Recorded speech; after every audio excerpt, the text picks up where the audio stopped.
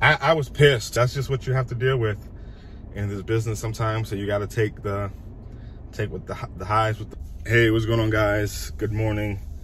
First thing in the morning, I'm going to drop off a package at FedEx, and then heading back to my home office to get my day started. Wanted to tell you about yesterday because I think a couple things happened, and frankly, one of the things that happened kind of pissed me off quite a bit. So I had scheduled a 10, a 5, and a 7. So interesting thing about my 7 o'clock is that it was supposed to be held in a hotel lobby because my signers were doing a cross-country trip. They're from California. They were, I guess, on the first leg of their trip. So they were on the East Coast, and they were obviously refinancing.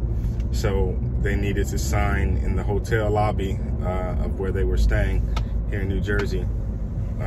But I guess their schedule was changing, so they wasn't sure what time, if they were actually going to be able to do 7 or not. So I had obviously prepared for 7, but you know, was in the back of my mind that they obviously might try to change the time. So I did my 10 o'clock signing. While I'm in my 10 o'clock signing, I get a call and a text from them saying that they wanted to do it at 12 because they were checking out at 12 and going to get on the road.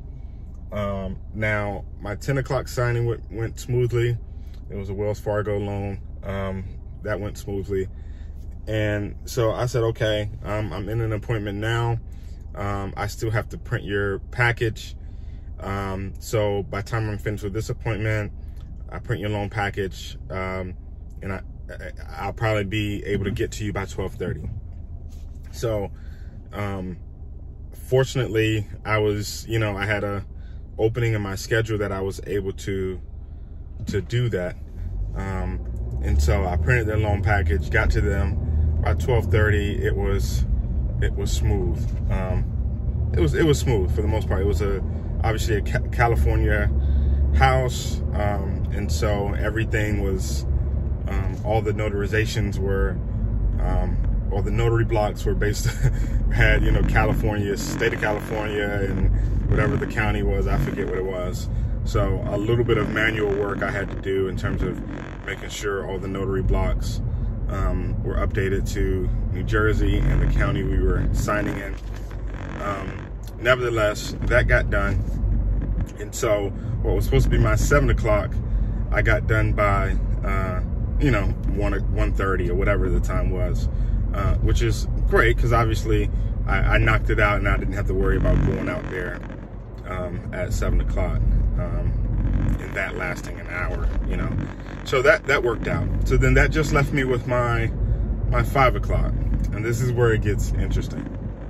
So a couple of days before I had confirmed my 5 o'clock, I tried to call the wife. She didn't answer.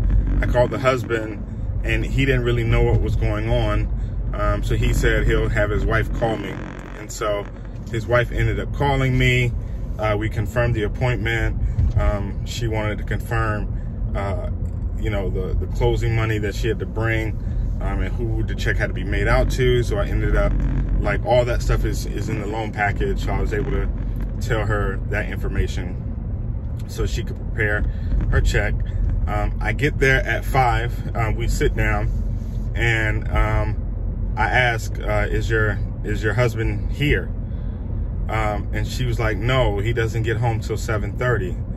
I said, well, your husband's on title. They didn't tell you that he needed to be here to sign the documents? And she was like, no, they didn't. I asked them, and they said he didn't have to be there.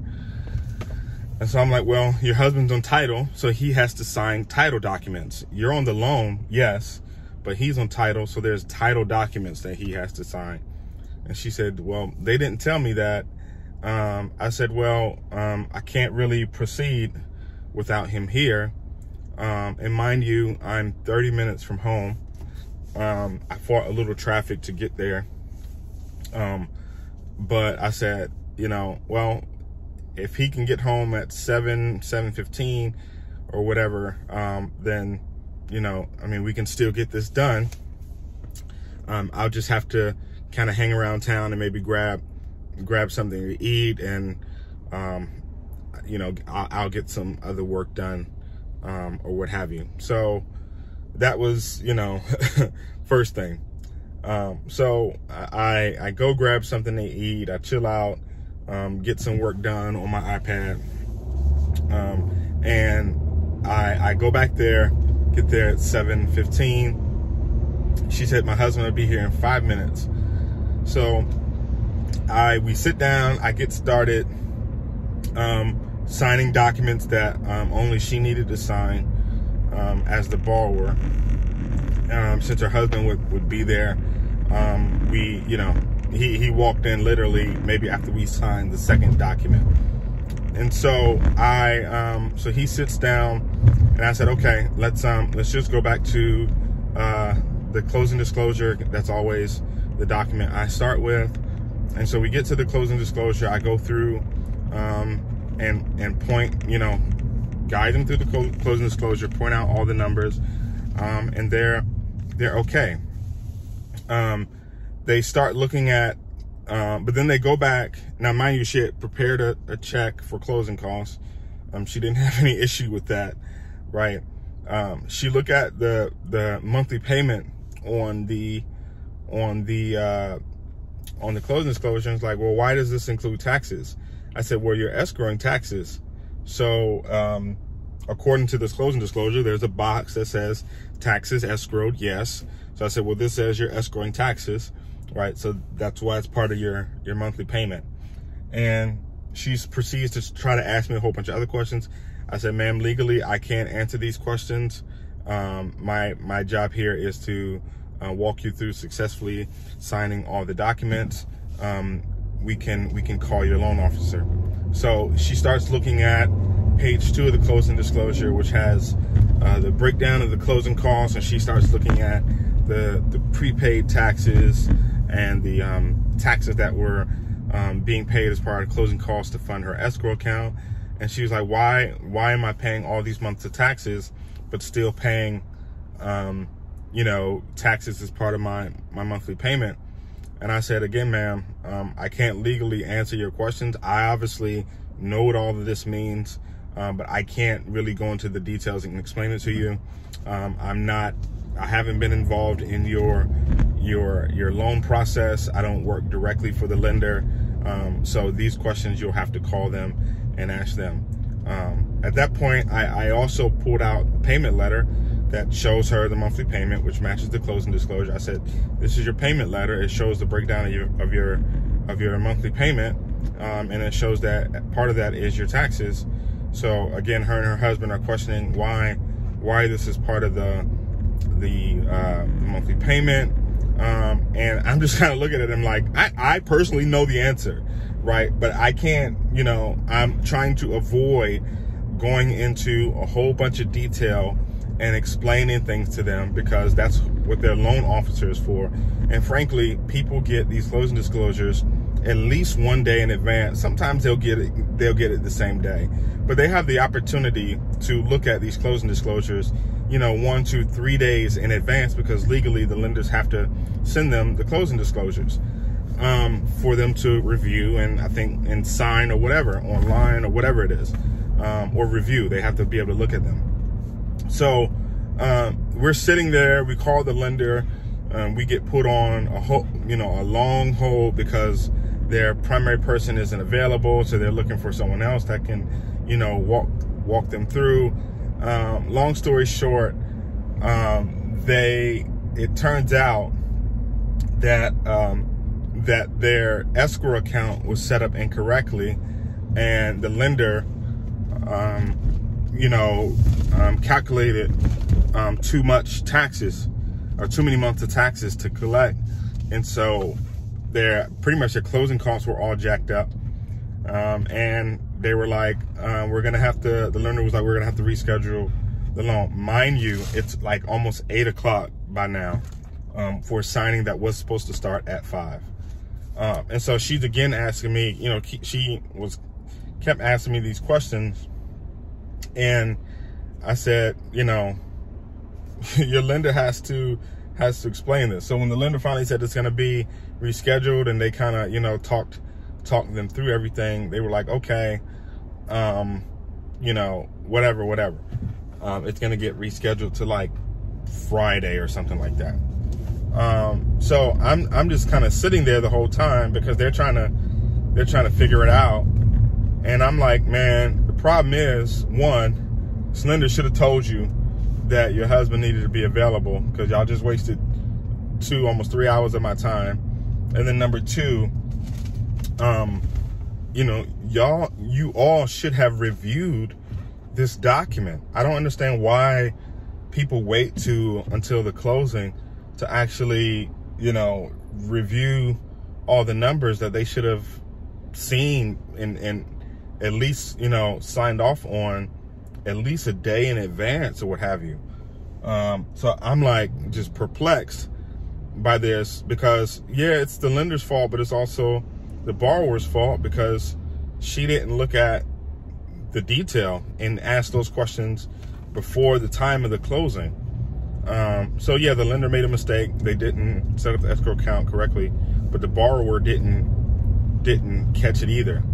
And at the end of the day, yeah, the lender has to go back and do work to fix it, and the closing gets delayed. But my poor little time was completely wasted over that. And so I was pissed. And she said, are you, you know, I guess it has to be rescheduled. Are you gonna come back? And I'm like, no, I'm not gonna be the one that comes back, you know. And I'm a nice guy, so I said it nicely. You know, I said, look, I'm probably not gonna be the one that comes back. You know, we were supposed to be done, you know, 2 hours ago. And yeah, so I said it nicely. I was nice.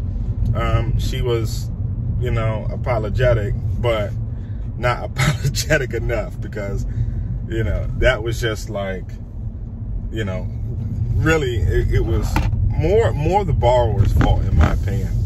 Well, I mean, it was the lender's fault too, but that's the thing I hate about this business. If there was one thing I hate about this business, is the fact that being the last, or one of the last legs of this process for people, you have very little control, and sometimes no insight into certain parts of this process, right? And no control over what's happening, what's communicated, because you're just coming in at the end to close the deal, right?